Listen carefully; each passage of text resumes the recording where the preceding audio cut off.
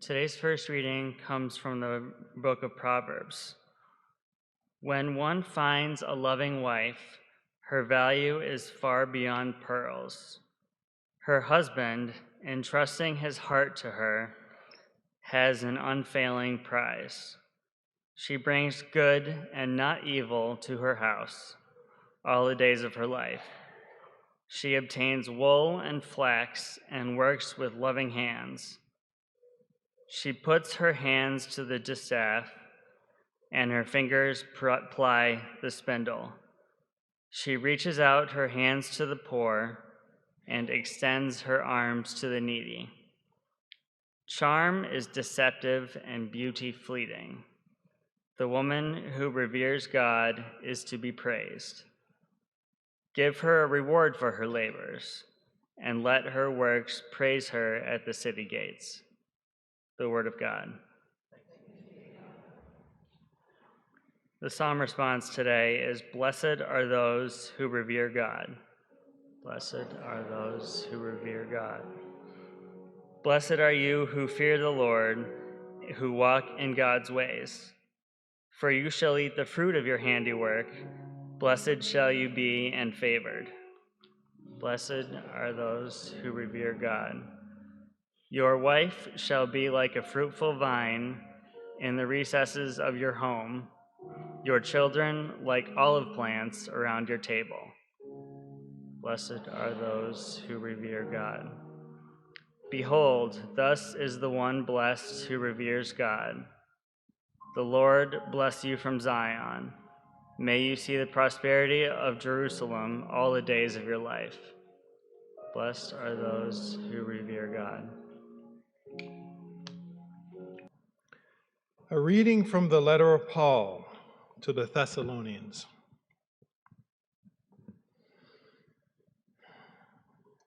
Concerning times and seasons, brothers and sisters, you have no need for anything to be written to you, for you yourselves know very well that the day of the Lord will come like a thief at night.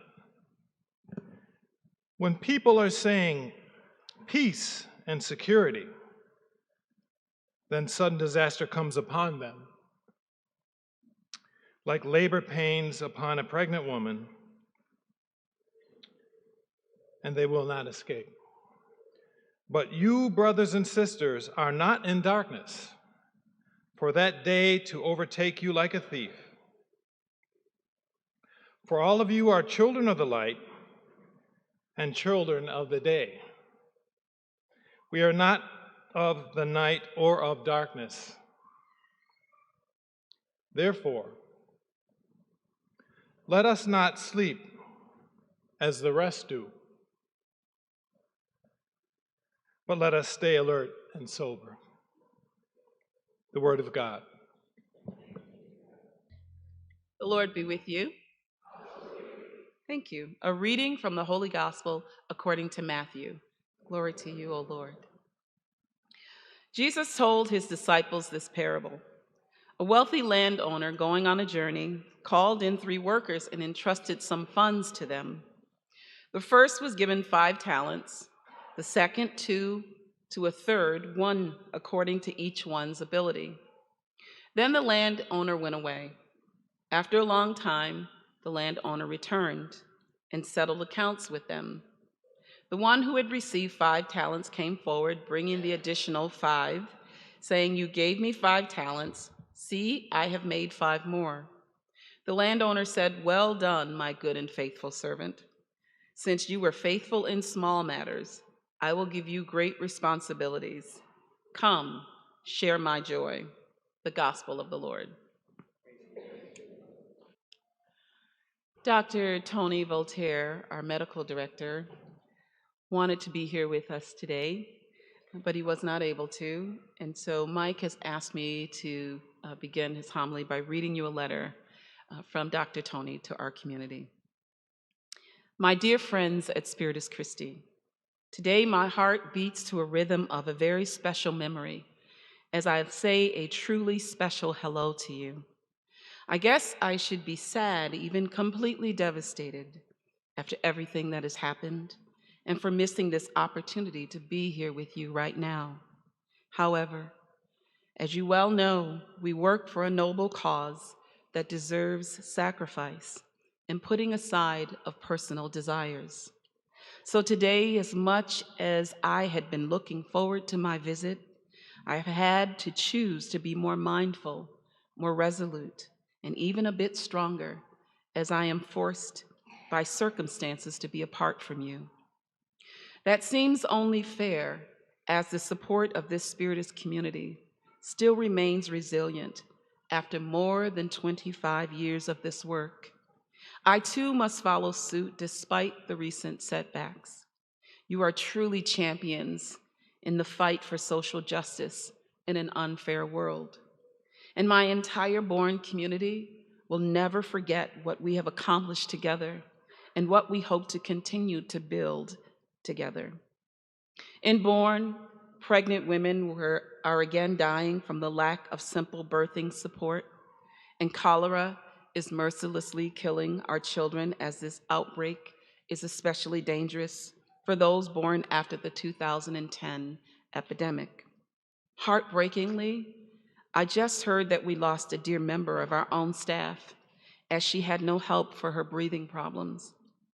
Just try to turn your mind to this as I do throughout the moments of every day. Problems that we have worked so hard to solve have returned. Driven by truly evil intentions, malicious hands from within the state have overturned all of this work, undermining our truly unique health system, one regarded as one of the best in the country. So instead of celebrating today with you, we find ourselves sitting apart in the 21st century as a malevolent and psychopathic faction of the government plunges this entire community into disarray and mourning. The voices of distress and protest from the young people and the women of Bourne have risen up, and at times they seem powerless to reach the ears of the leaders. But we hear them. I have taken the only path that I can as I fight to get back to work. But as in the past, we have to go together. Social justice is in the agony and calls to us. The resilience of this suffering population holds strong, and duty calls us to respond. I stand with you. Stand with me, as together we hope for a better tomorrow, when we again hear the crying of newborn babies, see the smiles of their mothers in our maternity ward. This will be the sign that we have persevered. We have hope, and the hope of Spiritus. God will show us the way. From the bottom of my heart, I thank you, and I believe that the good Lord will continue to fill you with blessing. Yours in solidarity, Doc Tony.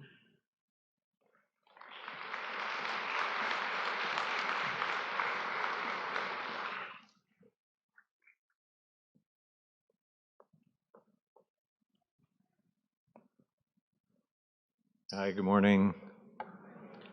Yeah, of course, I feel a little inadequate speaking after Doc Tony's letter. Excuse me, I wish he were here with us. What I'll try to do is give you a little bit of the past so that you can sort of catch up with how it started and then go into where we stand today and a little bit of a look into the future. I'll start with my own first connection to Hope. My daughter was in grad school and she did some work in the Caribbean, including in Haiti, and she started to educate me a little bit about how this slave revolt had turned into a democracy and some of the other history and the poverty and the political problems that people there have faced for 200 years or whatever it is. Anyhow, I decided I should do something about it, and I asked a friend, I said something to a friend of mine, and she said, hey, I know somebody who can maybe help you get there, and she referred me to Father Jim, And I gave him a call, and he dutifully like vetted me a little bit to make sure I was going to be okay. And then he put me in touch with Rosemary, who became one of my dearest friends, my mentor. And, you know, I would say, you know, where I learned most of, excuse me, what I know, which isn't very much, about how things work in Haiti. But, you know, it was the beginning for me. I made a trip there, a couple of early trips. In one of those, I went with my daughter the first time, and in one of those, we went over to the hospital at Font-Lagrange, which is a little bit a mile away or so from the main population center in Oboy. And you know, my daughter was basically in tears, saying, you know, she had a 2-year-old at the time, and she's like, "What would it be like if you know you had to have a baby and raise a child here?" Anyhow, a young woman was carried down on a stretcher during that visit, and from the mountains, and she died in childbirth, and her baby died. And this is an hour flight from Miami. I don't like getting into the graphic details. There are stories like this all over the place, but for me, that was such a slap in the face that I just couldn't stop thinking about like doing something about it. And Rosemary and I used to sit out on this concrete ledge. You know, we'd get out of the chaos of that little town and sit up there on this ledge of an unfinished building looking out over the sea, get a little bit of an ocean breeze in our faces, and we used to sort of dream out loud about, well, some things, like we're both from very large families, she 12, me 11. You know, we could finish each other's sentences about growing up in that kind of an environment, but this was more about trying to do more than our little part-time clinic, and this is where you come in. For me, Spiritus Christi, I think it was Corpus back in the day, but Spiritus Christi supported this small clinic in this little town. It's part-time. We had a couple of nurses and some other help, a pharmacy person and a lab tech and so on. And we had clean water and electricity in there from a solar system and UV system. Anyhow, that work was already going on, and Rosemary and I started thinking about, but this isn't enough, and we should figure out how to do a deal with the Ministry of Health here to get the hospital reopened and extend our services to the rest of the community. And, you know, Rosemary's on the board of Partners in Health, if you know Paul Farmer's operation in Cange in the Central Plateau of Haiti. And he loaned us his medical director, a guy named Hugo Jerome, and we did a health assessment across the community, figured out what the most pressing needs were, and we went to the Ministry of Health and said, we're ready to do more if we can form this partnership. And at that time, none of the international aid that came to Haiti was going into this commune because there were no doctors there and there was no public health facility. So what we agreed to do was form this partnership called ASB, Alliance Santé Born, and we H.O.P.E would run that and operate it, and they would provide some staff and some funding through USAID and some other sources. Shortening it up, we got the hospital reopened. We did that deal. We got the hospital reopened by 2007, and this is where Dr. Tony comes in. So I remember there was before the hospital was open, the state used to send an intern, service social intern, which was a year of service to the state before you went off and did whatever practice you were going to do. And this young woman named Martina Stilien was there at that time, and we had invited her to come over to our clinic where we at least had a lab and some running water and so on. And she would come over on her time off and work out of our clinic. Well, she was rotating out and going back to Port-au-Prince, and this young doc from Cuba was coming back in, and that was Doc Tony.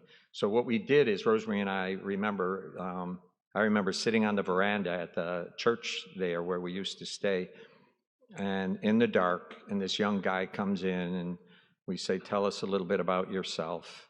Tony, you know, those of you who know him, he's a pretty pensive guy. So there was a long pause, and I thought, we were speaking French, I thought, maybe he doesn't understand us. And then he, like after about a minute or two, he says, I was born on the side of the road while my mother was coming to market.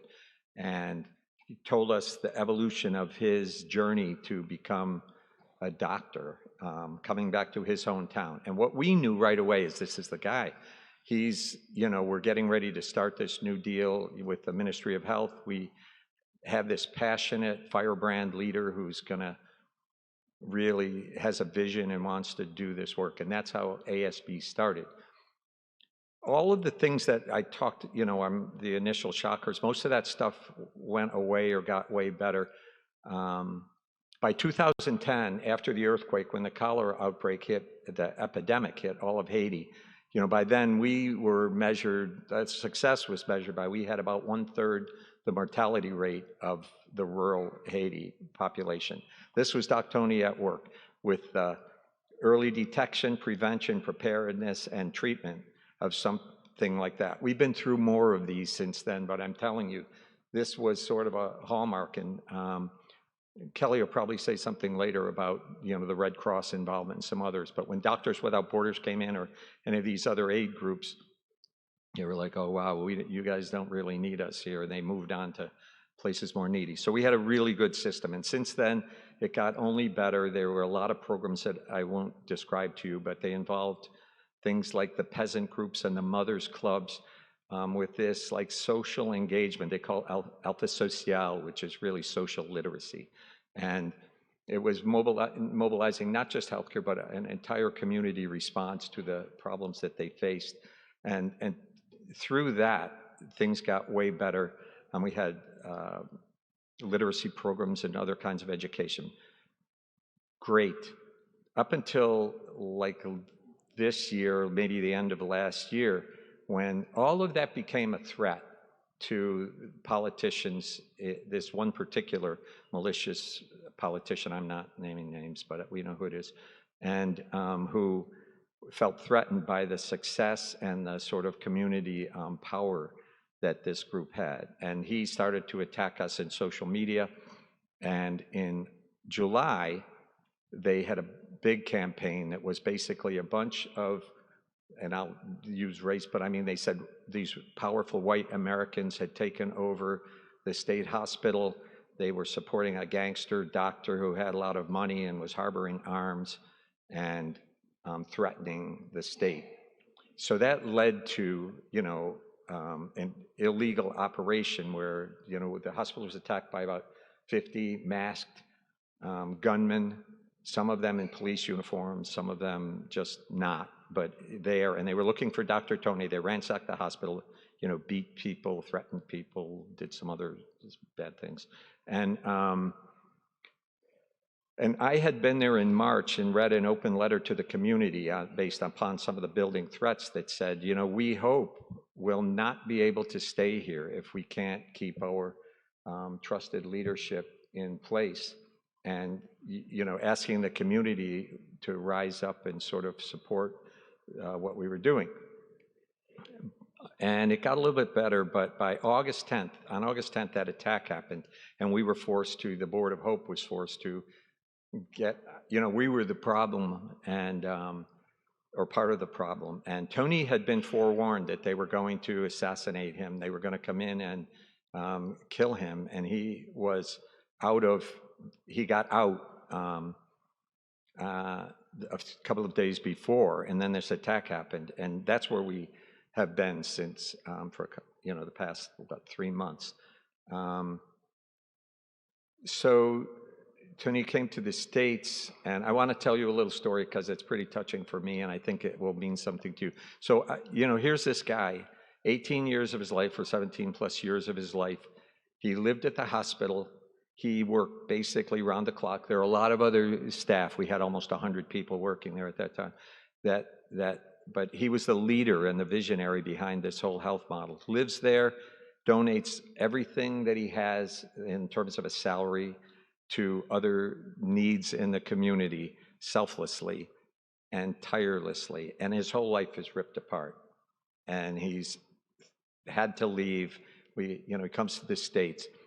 So, Tony, he went to see his brothers in Colorado, and then he was going to come east. And I talked to him almost every day, maybe more some days.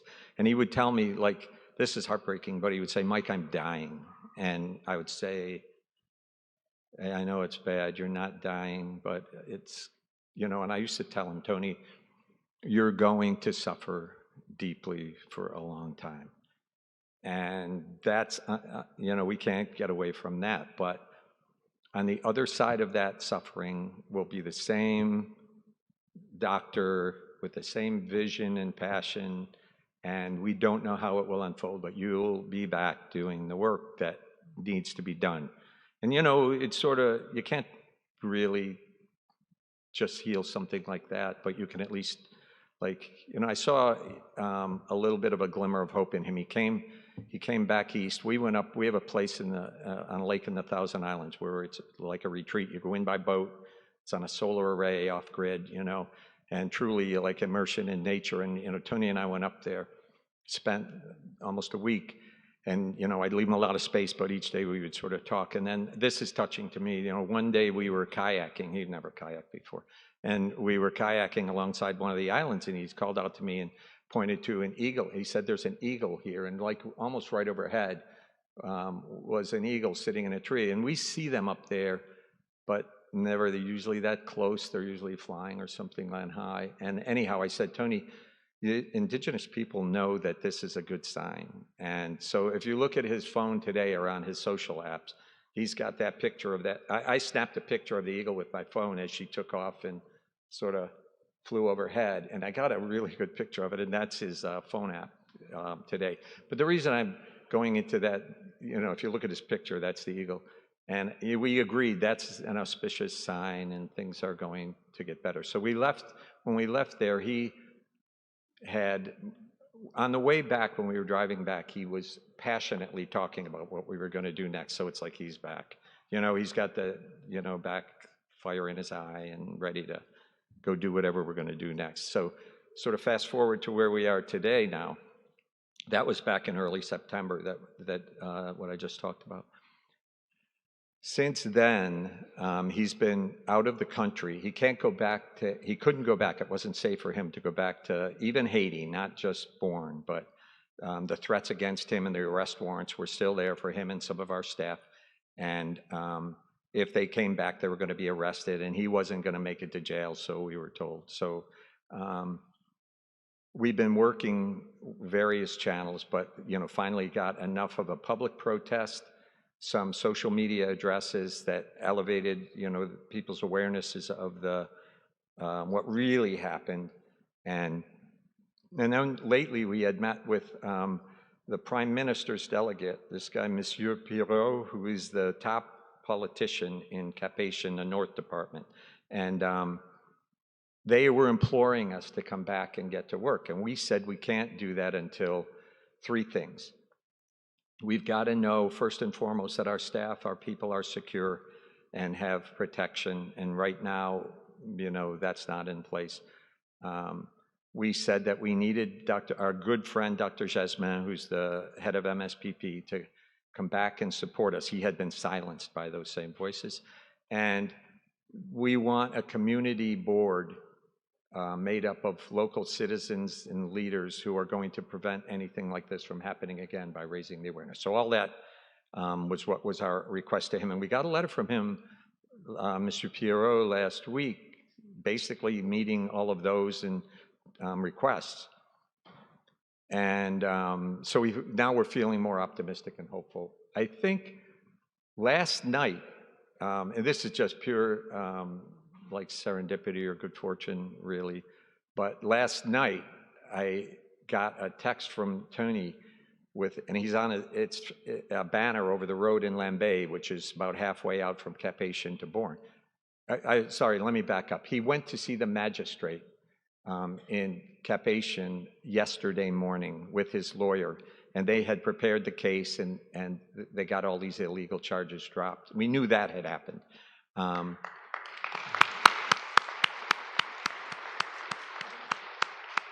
And then now we're ready to get back to business and put in place those three measures that I mentioned to you. So last night I get this picture from him, a banner that says Bon Retour, Doc Voltaire, you know, over the road in Lambay. And they were on their way back to Bourne. And then I got another video of like hundreds of people it's night, but in the street, welcoming him back. So we don't know like where it's going from here, but I wanted you to know that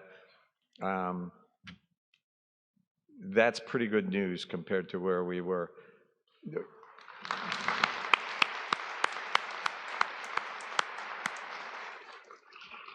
I would just wrap it up with a couple of things.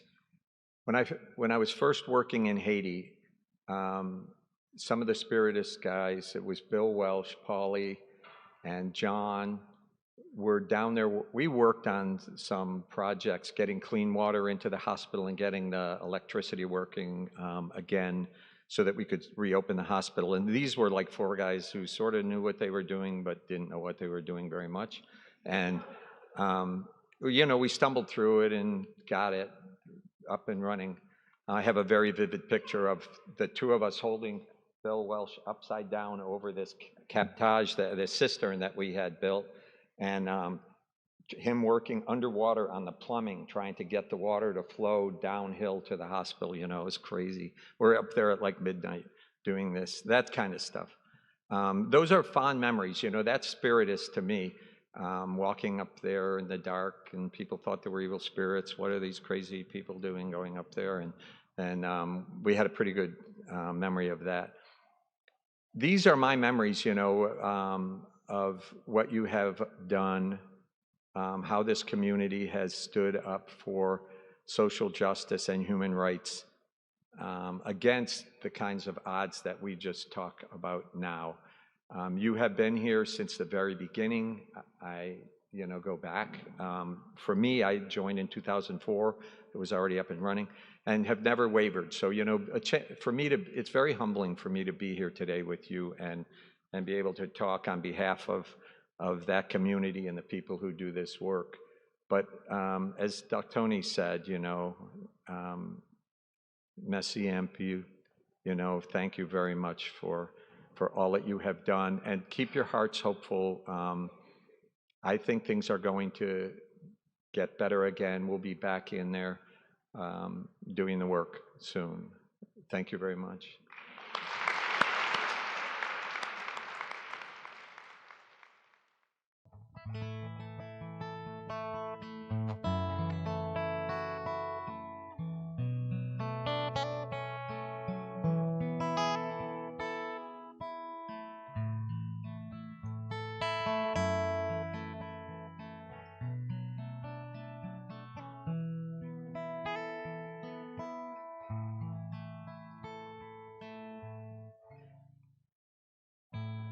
La paix du Christ avec nous, la paix,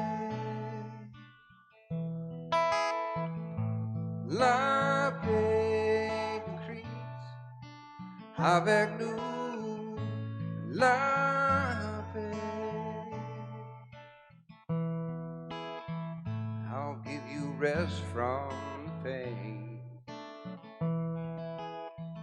I'll pick you up time and time again. And when you fall, you'll fall, but believe in me, and I will give you rest from the pain.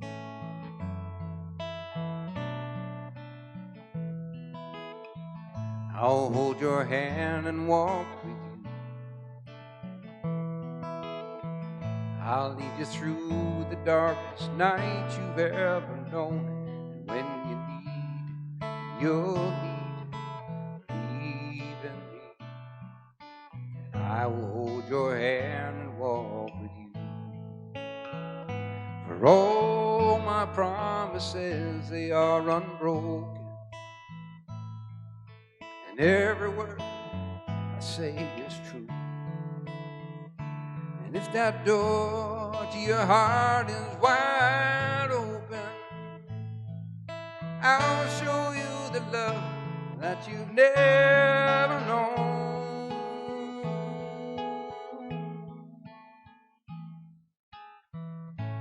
La paix de Christ avec nous, la paix.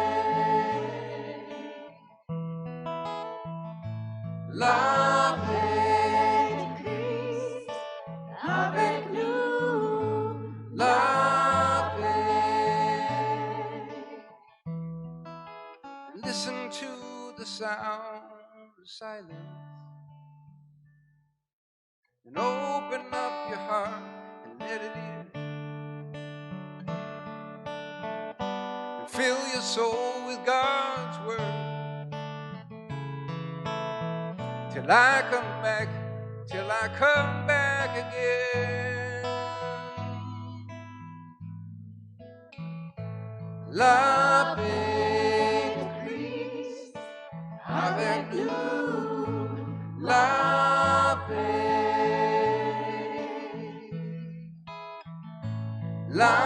paix de Christ avec nous, la paix. I am the bread of life. I'll take away your thirst and fill your heart with love. And God is love, and He sent me to feed you, for I am the bread of life. And all my promises, they are unbroken, and every word I say is true. And if that door to your heart is wide open, I'll show you the love that you've never known. Help me say, love increase, avec nous, love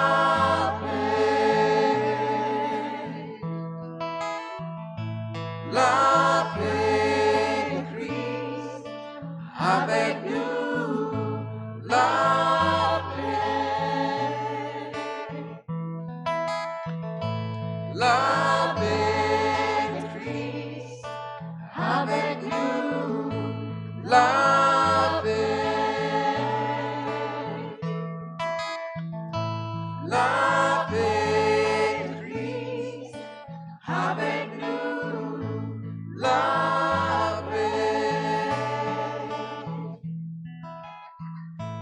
la paix de Christ, avec